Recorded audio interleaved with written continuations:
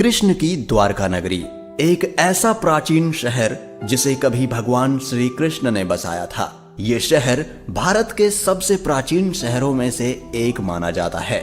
इतिहासकारों के अनुसार द्वारका नगरी 9000 वर्ष पुराना प्राचीन शहर है, जिसके अवशेष समुद्र की गहराई में आज भी मौजूद हैं। आखिर उस समय अचानक ऐसा क्या हुआ कि यह पूरी नगरी जलमग्न हो गई।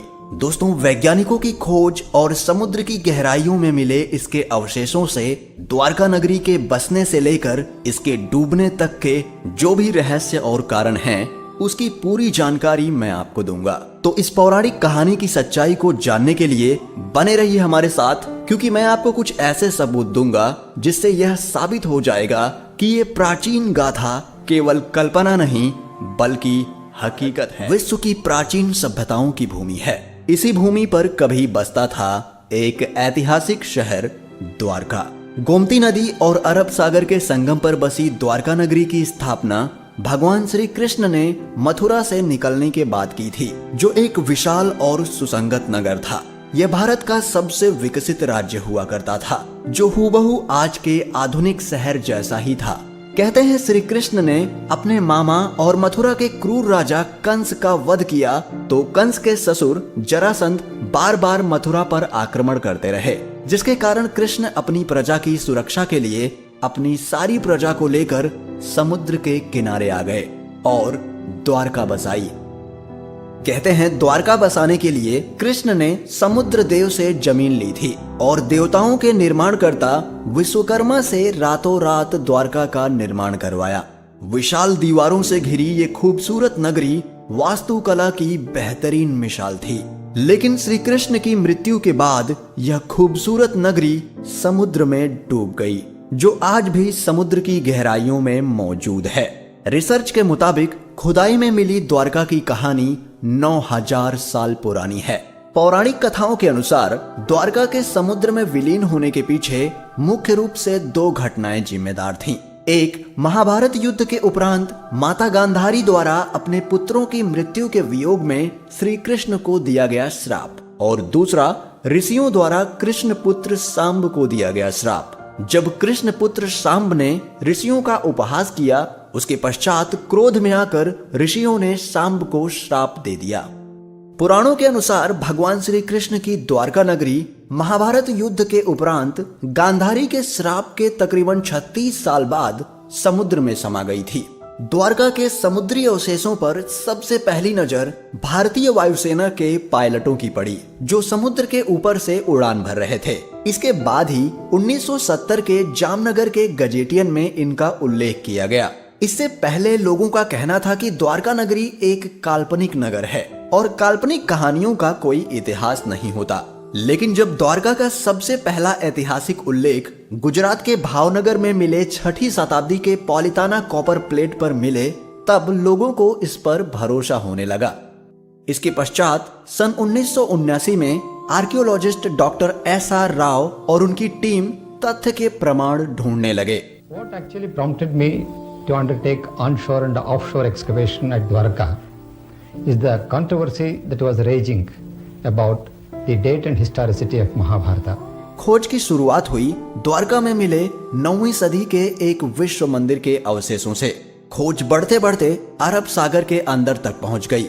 इसी खोज में हजारों फीट नीचे समुद्र में वैज्ञानिकों को द्वारका के महत्वपूर्ण अवशेष मिले, जिसमें 560 मीटर लंबी द्वारका की दीवार मिली, जिसकी बनावट महाभारत के द्वारका विवरण से मिलती है।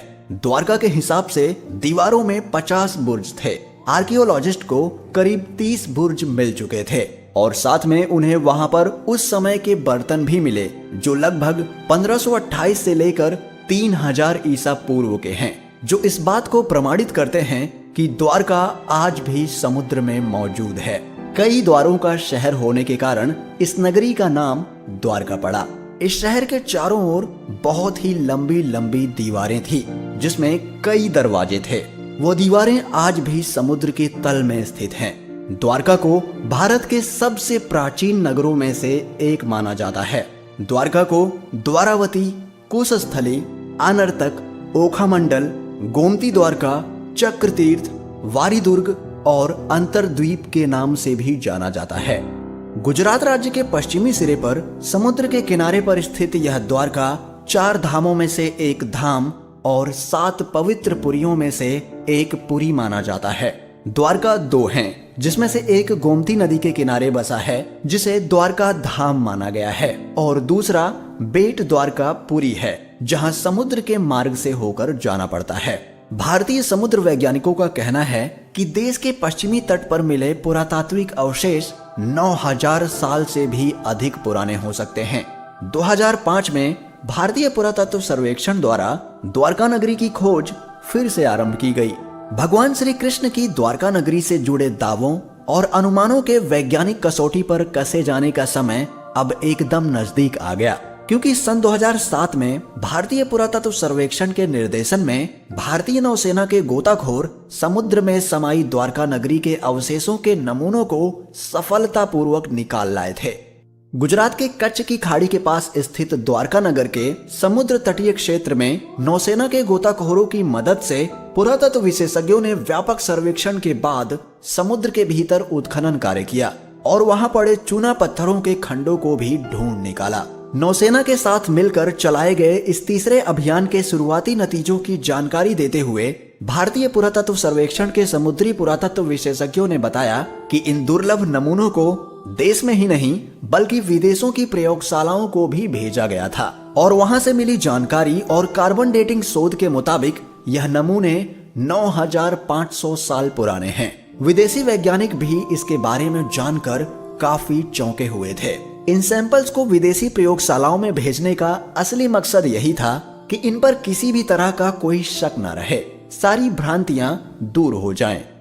नौसेना के गोताखोरों ने 40,000 वर्ग मीटर के दायरे में यह उत्खनन कार्य किया और वहां पड़े भवनों के खंडों के 200 नमूने एकत्र किए, जिन्हें चूना और पत्थर का बताया गया है। पुरातत्व विशेषज्ञों ने बताया कि ये खंड किसी नगर या मंदिर के अवशेष लगते हैं। विशेषज्ञों ने समुद्र के भीतर ही नहीं बल्कि जमीन पर भी खुदाई की और 10 मीटर गहराई तक किए इस उत्खनन में सिक्के और कई कलाकृतियां भी प्राप्त हुईं। उन्होंने माना कि जमीन पर मिले अवशेषों की समुद्र के भीतर पाए गए खंडों में समानता मिलती है, पर इन खंडों की बनावट से ये भी पता चलता है कि इन खंडों का सिंधु घाटी की सभ्यता से कोई मेल नहीं मिलता।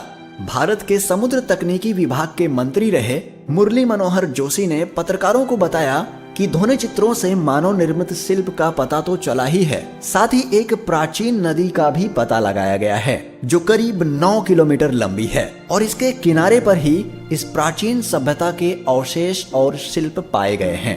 और समुद्र तल से जो शिल्प निकाले गए उनका भी कार्बन डेटिंग शोध किया गया, जिससे यह पता चला कि वो भी करीब 9700 वर्ष पुराना है। यह शिल्प लकड़ियों का है और इसमें दरार पड़ने के चिन्ह हैं। मुरली मनोहर जोशी जी ने कहा कि उनके मंत्रालय ने इस खोज का अध्ययन करने के लिए एक दल बनाया है और ये भी पता लगाया जाएगा कि इस इलाके के दूसरे प्राचीन स्थानों से इसका क्या संबंध है। पुराणों और धर्म ग्रंथों में वर्णित प्राचीन द्वारका नगरी और उसके समुद्र में समा जाने से जुड़े रहस्यों का पता लगाने का काम पिछले कई वर्षों से रुका पड़ा था। भारतीय पुरातत्व सर्वेक्षण के निर्देशक AK सिन्हा ने कहा कि पानी में खोज के कार्य के लिए बड़े आधारभूत संरचना की जरूरत है। प्राचीन द्वारका नगरी की खोज जैसी बड़ी परियोजना के लिए समुद्र में प्लेटफॉर्म और काफी संख्या में प्रशिक्षित गोताखोरों की जरूरत होती है जो पानी में गहराई तक जा सके। आर्कियोलॉजिकल सर्वे ऑफ इंडिया के अधिकारी रहे डॉक्टर SR राव ने नेशनल इंस्टीट्यूट ऑफ ओशियानोग्राफी के समुद्री पुरातत्व शाखा में काम करते हुए द्वारका नगरी से जुड़े रहस्यों पर काफी खोज की। उनके नेतृत्व में किए गए प्रयासों से ही प्राचीन द्वारका नगरी का पता लगाया गया। द्वारका नगरी के समुद्र में समा जाने के रहस्य के बारे में पूछे जाने पर AK सिन्हा ने कहा कि द्वारका नगरी का एक बड़ा हिस्सा समुद्र में डूब गया था, लेकिन इसके कारण के बारे में प्रमाण के साथ कुछ भी नहीं कहा जा सकता। द्वारका नगरी के नष्ट होने के मत पर कई सवाल उठते हैं, जैसे कोई कहता है कि यह किसी प्राकृतिक घटना का काम हो सकता है, तो किसी का कहना है कि इसे एलियंस ने नष्ट कर दिया होगा, पर कुछ वैज्ञानिकों का कहना है कि 9000 साल पहले जब हिमयुग समाप्त हुआ तो समुद्र का जल स्तर इस कदर बढ़ा कि उसमें देश दुनिया के कई तटवर्ती शहर डूब गए। और उन्हीं शहरों में से एक द्वारका भी था। हालांकि इस मामले पर आज भी शोध जारी है और अब तक जो भी सबूत मिले हैं उनसे यही सिद्ध होता है कि ये एक असली घटना है। और हमारे बीच एक और सबूत ये है कि महाभारत में जिन 35 शहरों के बारे में लिखा हुआ है वो आज भी हमारे बीच मौजूद हैं। पुरातत्व विभाग को इसके कई प्रमाण मिले हैं। भारत और इसके आसपास के कई देशों का महाभारत में विवरण है। जैसे हस्तिनापुर आज उत्तर प्रदेश राज्य का मेरठ जिला है, वहीं गांधार आज अफगानिस्तान का शहर कांधार है। साथ ही इंद्रप्रस्थ आज भारत की राजधानी दिल्ली है और श्री कृष्ण की द्वारका भी आज गुजरात राज्य का एक शहर है। दोस्तों, ये सभी साक्ष्य और सबूत जब भविष्य में भारत के समृद्ध और प्राचीन इतिहास को बताने के रूप में पेश किए जाएंगे तो ये हमारी सभ्यता के लिए बड़े ही गर्व की बात होगी। दोस्तों, आपका क्या कहना है इस विषय में? लोगों ने अभी तक चैनल को सब्सक्राइब नहीं किया है तो भाई जिसने भी अभी तक चैनल को सब्सक्राइब नहीं किया है तो अभी सब्सक्राइब कर लो, साथ में बेल आइकन को ऑल पर सिलेक्ट जरूर कर लेना। तो मिलते हैं एक और नई इंटरेस्टिंग वीडियो के साथ, तब तक के लिए बाय।